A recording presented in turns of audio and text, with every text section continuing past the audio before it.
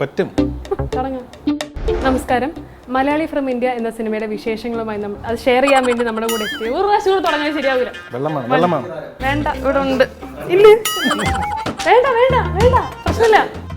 നിവിൻ ചേട്ടൻ ഇത് ചെയ്യില്ല, അല്ലെങ്കിൽ എനിക്കിത് ഞാനിതില്ല എന്ന് പറഞ്ഞിരുന്നെങ്കിൽ ഞാനിത് ചെയ്യില്ല, അല്ലെങ്കിൽ വേറൊരാൾ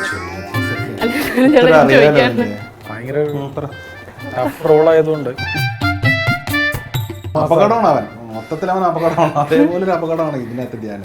യൂസിലല്ലേ പഠിച്ചേ? യൂസിലല്ലേ പഠിച്ചേ? ഞാനോ ഇതുവരെ പഠിച്ചല്ലോ, ഇനി പഠിക്കണ്ടേ? ഡോക്ടർ ഞാനോ? എഞ്ചിനീയറിംഗ് പഠിച്ച ഡോക്ടർ. ഞാൻ പേടിച്ചുപോയി. കണ്ണടച്ചൊക്കെ ഫിക്സ് അടിക്കുന്നത് അതെങ്ങനെ? അത് ഉള്ളതാണോ? ഇത്രയും പ്രാക്ടീസ് കിട്ടിയത് കഴിവുണ്ടല്ലോ. അപ്പൊ പിന്നെ കഴിവുണ്ടല്ലോ. നിതിൻ മോളി ഞാൻ ലിറ്ററലി ഇങ്ങനെ പറഞ്ഞത്.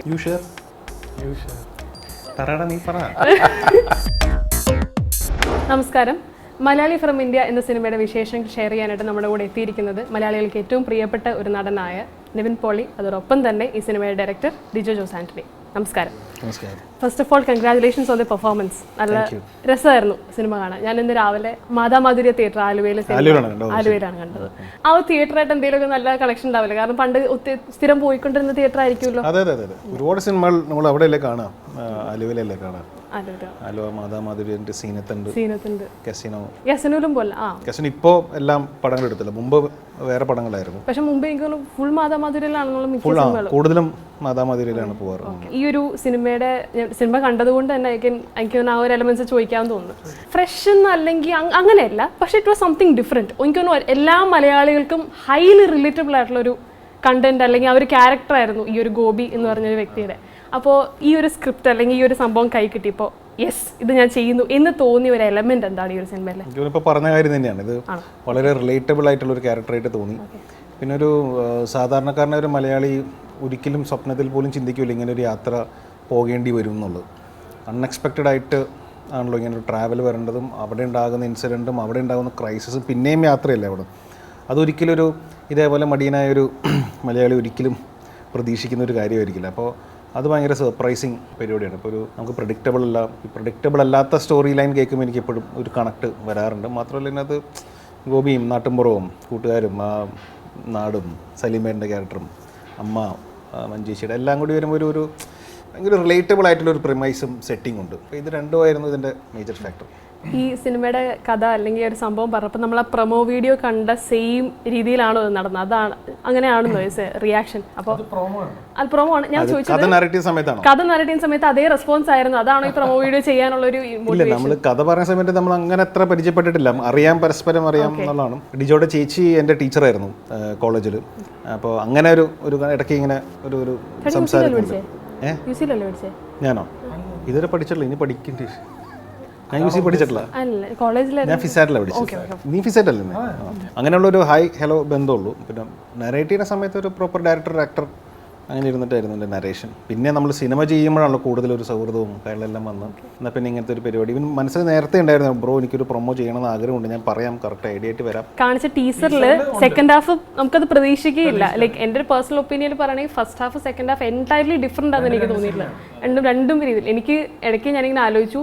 ലൈക്ക് ഞാൻ ആക്ച്വലി തിയേറ്റർ പെട്ടെന്ന് വരാൻ ലേറ്റ് ആയി. ആദ്യത്തെ ഒരു ചെറിയൊരു സ്റ്റാർട്ട് ചെയ്ത് 2 മിനിറ്റ് കഴിഞ്ഞപ്പോൾ ഞാൻ കയറിയത്. അപ്പോൾ ഞാൻ ആലോചിച്ചു ആക്ച്വലി ഇൻ്റർവെല്ലിൽ വന്നാൽ പോലും ഈ സിനിമ ചിലപ്പോൾ എൻജോയ് ചെയ്യാൻ പറ്റിയെന്നിരിക്കും, കാരണം നമ്മൾ അപ്പോൾ അത് സെക്കൻഡ് ഹാഫ് രസമായിരുന്നു. പിന്നെന്ന് വെച്ചാൽ എനിക്ക് ചോദിക്കേണ്ട ഒരു കാര്യം, നിവിൻ ചേട്ടൻ്റെ ശരിക്കുള്ള ക്യാരക്ടർ ഈ സിനിമയിൽ നിന്ന് എന്തായാലും ഡിഫറെൻ്റ് ആണോ അതോ ഭയങ്കര സിമിലർ ആണോ?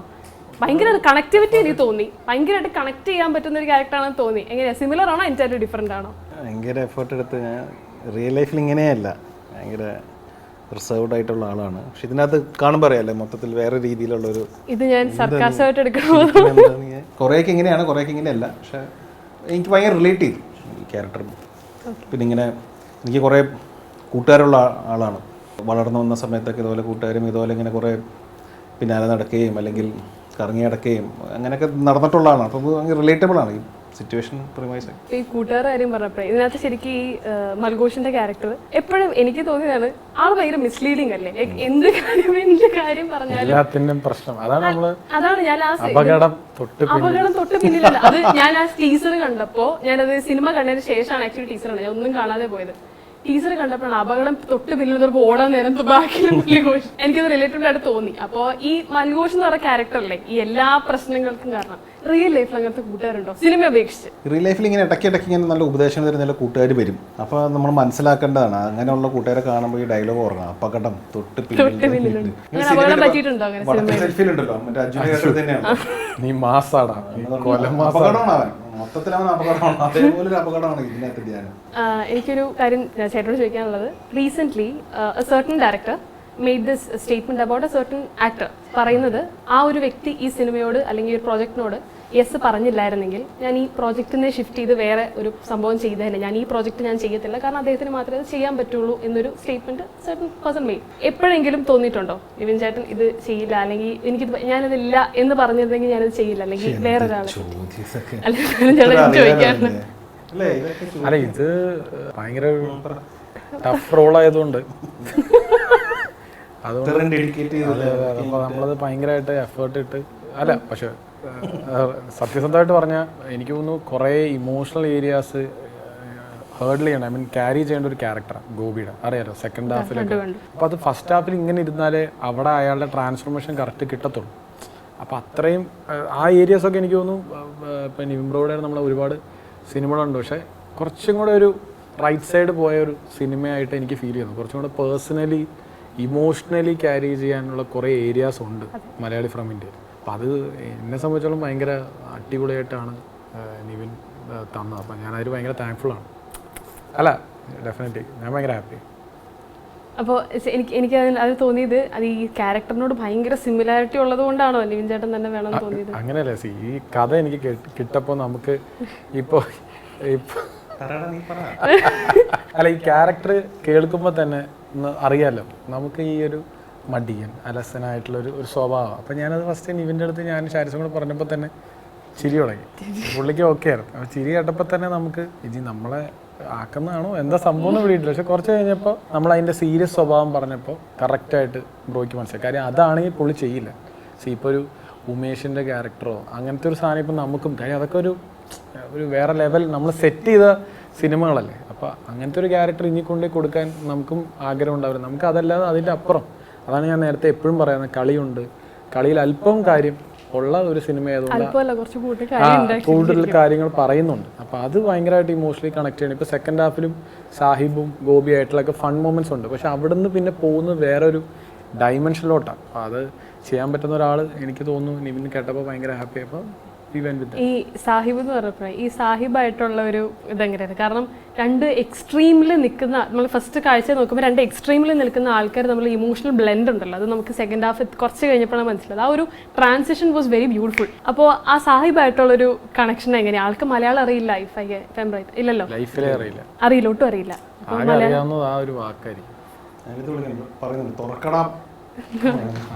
അതറിയാം, അത് വന്നപ്പോഴേ അറിയാം. കാര്യം ഇടയ്ക്കിടയ്ക്ക് വിളിക്കാറ്. അപ്പൊ അത് ഉണ്ടായിരുന്നു. പക്ഷെ അത് ബാക്കിയത്തെ എല്ലാ ഡയലോഗ്സും പുള്ളി അവിടെ ഇരുന്ന് പഠിച്ച് വോയിസ് കൊടുത്തൊക്കെ പുള്ളി തന്നെയാണ് ഡബ് ചെയ്തത്. പുള്ളി ഭയങ്കരമായിട്ട് എഫേർട്ട് ഇട്ട് ചെയ്തത്. അപ്പൊ അതേമായിട്ടുള്ള ഒരു കമ്പാനിയൻഷിപ്പ് എങ്ങനെയായിരുന്നു? മൊത്തം സെക്കൻഡ് ഹാഫ് മൊത്തം പുള്ളിയുടെ ആയിരുന്നല്ലോ. പടം കാണുമ്പോൾ പുള്ളിയുടെ ഒരു സാധനം പുള്ളി നമ്മുടെ മനസ്സിൽ നിന്ന് പോകുന്നില്ല, പെർഫോം ചെയ്തിട്ടുണ്ട്. എസ്പെഷ്യലി മറ്റേ ആദ്യത്തെ ദിവസം വന്ന് കിടക്കാൻ ഞാനത് ശരിക്കും ഞാൻ പേടിച്ചു പോയി. ഗോപിയുടെ അവസ്ഥ അത് ലാസ്റ്റ് പുള്ളിക്കാരൻ മലയാളീസ് നമ്മൾ എല്ലാരും തിയേറ്ററിൽ തന്നെ അയ്യോ അയ്യോ അയ്യോ എന്താ സംഭവിക്കാൻ ശരിക്കും പേടിച്ചു. പുള്ളി ശരിക്കും ഞാൻ ഇവിടെ നേരിട്ട് കണ്ടപ്പോഴാണ് അദ്ദേഹം അങ്ങനെ ഒരാളാന്ന് തോന്നിയത്. അത് എങ്ങനെ ഒപ്പിച്ചെടുത്ത ആളെങ്ങനെ? അല്ല, ആളെ അങ്ങനെ ആക്കിയെടുത്താണ്. ആൾക്ക് ശരിക്കും അത്ര വയറൊന്നുമില്ല.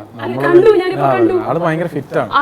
അപ്പൊ ആക്ച്വലി നമ്മളൊരു ഇത് വെച്ച് ബോഡി സൂട്ട് വെച്ച് പിന്നെ താടിയൊക്കെ വെച്ച് നമ്മൾ ആ ഒരു ഇതിലോട്ട് ആക്കിയെടുത്താണ്. പുള്ളി ശരിക്കും ക്ലീൻ ഷേവ് ആണ്, കൂളിംഗ് ഗ്ലാസ് ഒക്കെ വെച്ച് നടക്കുന്ന ഒരു കാഷ്വൽ ആളാണ്. US-ലൊക്കെ ഉണ്ടായിരുന്നു. US-ലാണ് സെറ്റിൽഡ്, പഞ്ചാബും ഡൽഹി അങ്ങനെ മാറി. ആ പുള്ളിനെ നമ്മൾ അങ്ങനെ മാറ്റിയെടുത്ത കാര്യം അതനാലേ കറക്റ്റ്. കാര്യം ഞങ്ങൾ ആ സെറ്റ് ഇട്ട സ്ഥലത്തൊക്കെ ശരിക്കും 2-3 പാകിസ്ഥാനികളും 4 ഇന്ത്യൻസും കൂടെ ചേർന്ന് നിന്നാണ് ശരിക്കും അത് മൊത്തം നമ്മളെ ഹെൽപ്പ് ചെയ്തത്. അവരുടെ നമ്മൾ എല്ലാ ദിവസവും വൈകിട്ട് കാണാറുണ്ട് ഇവർ നടന്നു പോകുന്നു ഒരേ ഡ്രസ്സ്, അതേ ഡ്രസ്സിന്റെ ഒരു പാറ്റേൺ തന്നെയാണ് സാഹിബിനും കൊടുത്തത്. പിന്നെ ഈ ഒരു സിനിമയിൽ എനിക്ക് തോന്നുന്ന ആ ഒരു പെൺകുട്ടിയുടെ ക്യാരക്ടർ ഐ തിങ്ക് ദുവ അതാണ് ക്യാരക്ടർ. അപ്പോൾ ഈ ദുവ പറഞ്ഞ ചില ലൈൻസ് ഉണ്ട് നമുക്ക് ലൈഫിൽ ഏതെങ്കിലും ഒരാൾ ഇപ്പം നോട്ട് പറയാമല്ലോ എനിക്കത് കുഴപ്പമില്ല. അപ്പോൾ ദുവ പറഞ്ഞ ചില കാര്യങ്ങളെ നമുക്ക് ലൈഫിൽ ഏതെങ്കിലും ഒരു വ്യക്തി ഉണ്ടാവും നമ്മളിങ്ങനെ പിടിച്ച് കയറ്റി അല്ലെങ്കിൽ നമുക്ക് ഒരു സപ്പോർട്ടായിട്ട് നിൽക്കുന്ന. അപ്പോൾ നിങ്ങളുടെ രണ്ടുപേരുടെ ലൈഫിൽ മേ ബി സിനിമയിലായിരിക്കാം അല്ലെങ്കിൽ അപ്പാർട്ട് ഫ്രം സിനിമ ഏതെങ്കിലും ഒരു വ്യക്തി ഉണ്ടാവില്ല അങ്ങനെ മോട്ടിവേറ്റിംഗ് ആയിട്ട് അല്ലെങ്കിൽ ഇങ്ങനെ നിങ്ങൾ എന്താവുന്നോ അങ്ങനെ എത്താൻ സഹായിച്ച ഏതെങ്കിലും ഒരു വ്യക്തി? യു ഷെയർ അല്ല, എനിക്കിപ്പോൾ സിനിമയിലാണെങ്കിൽ വിനീതാണ് അങ്ങനെ സിനിമകൾ നൽകി, നല്ല നല്ല പടങ്ങൾ ബാക്ക് ടു ബാക്ക് നൽകി. എല്ലാം കോമ്പിനേഷനുള്ള എല്ലാ സിനിമകളും വർക്കായിട്ടുണ്ട്, എല്ലാവർക്കും ഇഷ്ടപ്പെട്ട സിനിമയാണ്. ഇപ്പോൾ റീസെൻറ്റ് വർഷങ്ങൾക്ക് ശേഷമാണെങ്കിൽ തന്നെ കാര്യം അത് എങ്ങനെ ഞാൻ കൺഫ്യൂസ്ഡ് ആയിരുന്നു ഇത് ഓഡിയൻസ് എങ്ങനെ എടുക്കുന്നത്. പക്ഷേ വിനീത് ഭയങ്കര ഷുവറായിരുന്നു. അല്ല, ആ ക്യാരക്ടർ ആക്ച്വലി മനസ്സിൽ കിടന്നു. ഞാൻ ഇവിടെ ചേട്ടൻ പറഞ്ഞല്ലോ കണ്ടിട്ട് മനസ്സിലായില്ല പെട്ടെന്ന് ദൂരെ നടന്നു. ഞാൻ ദൂരെ ഞാൻ ഫോൺ കോൾ ചെയ്തു, ഞാൻ നിതിൻ മോളി ഞാൻ ലിറ്ററലി അങ്ങനെ പറഞ്ഞത്.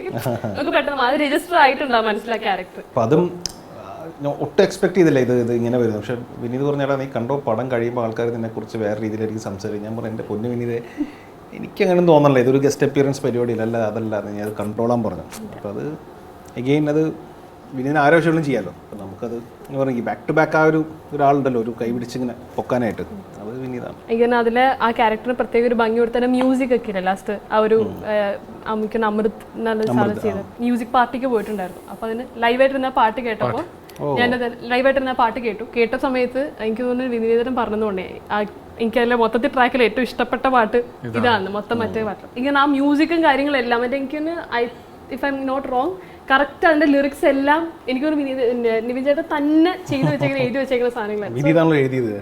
അതായിരിക്കും. പിന്നെ അത് ശരിക്കും അത് രസമായിരുന്നു. അപ്പോൾ വിനീത് ശ്രീനിവാസനാണ് ആ വ്യക്തി. അപ്പാർട്ട് ഫ്രം സിനിമ സംതിങ് നമുക്ക് എല്ലാവർക്കും ഒരു ഇതുണ്ടാവുമല്ലോ. അപ്പാർട്ട് ഫ്രം സിനിമ അങ്ങനെ അപ്പാർട്ട് ഫ്രം സിനിമ പിന്നെയുള്ള കുറച്ച് സൗഹൃദങ്ങൾ അങ്ങനെയൊക്കെയാണ്.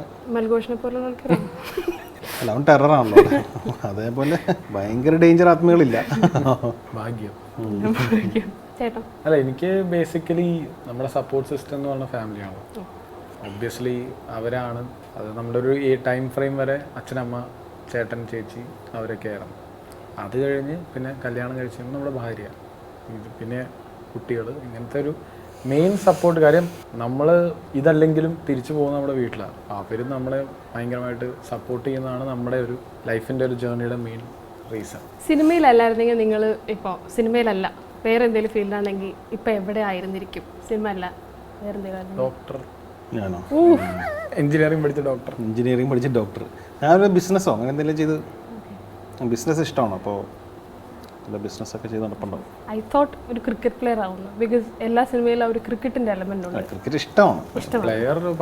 അല്ല, ഞാൻ സംശയിച്ചോട്ടെ. അപ്പൊ ഈ ഓരോ ഷോട്ട് ഈ കണ്ണടച്ചൊക്കെ സിക്സ് അടിക്കുന്നത് അതെങ്ങനെ അത് ഉള്ളതാണോ?